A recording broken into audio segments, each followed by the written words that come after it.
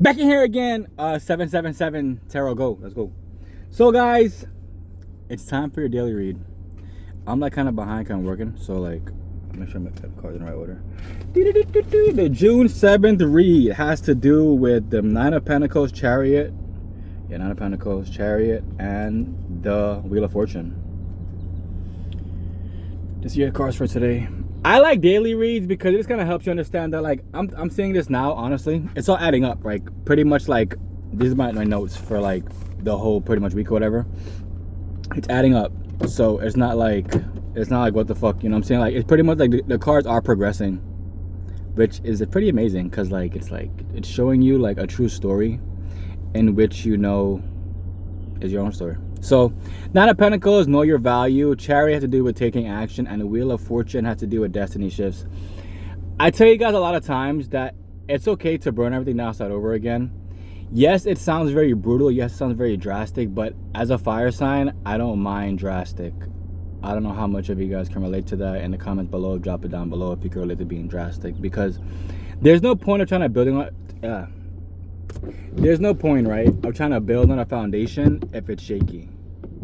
Like, it's kind of like playing fucking Jenga. You played Jenga before? You know, in Jenga, you're pretty much trying to pull out, like, you're trying to make the person who's like after you or before you, whatever, like knock over the whole entire thing of Jenga, the building blocks or whatever. It's kind of like that. It's like if you're trying to build on something rocky, right? Nothing will ever come from the experience. Well, good at least, you know what I'm saying? It's kind of like, I don't think I said this before, but like, let's say you and somebody have history, right? And you're gonna choose to allow the history to make you move forward within something you know is bullshit. Yeah, it has to do with that. Yeah. So let's start first with the Nine of Pentacles, right? It has to deal with knowing your value, self-worth, recognizing what you built. A lot of times it's not until you really had a breakthrough that you really see how far you came in your journey. I'll use me an example, right? When I was younger, I used to party a lot. I didn't care to be in the house. I didn't care to like get my mind steady. I didn't care to sit my mind and figure out, you know, my true issues as a person. And then as I got older, I faced them head on and I went cold turkey and I just stopped doing a lot of stuff that I used to do that was so toxic to my own being. And now I sit here before you guys, a man reborn. Yeah.